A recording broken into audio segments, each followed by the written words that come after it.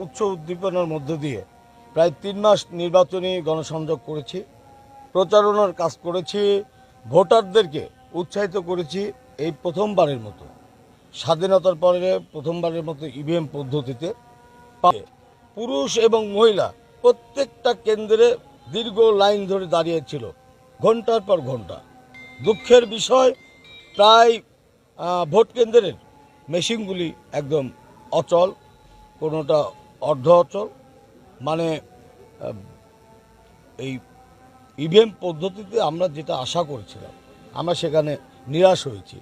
সবচেয়ে বিশেষ করে আমার ভোটারগুলো 8টা সোয়া 8টার মধ্যে একটি কেন্দ্রে দেখা গেছে প্রায় 2000 ভোটার নিয়ে আমরা একসঙ্গে ঢুকেছি, অথচ সেখানে মেশিন তো নষ্ট প্রায়গুলি, অপারেটর নিয়ে এসে সারছেন। পরামর্শ দিয়েছি এইভাবে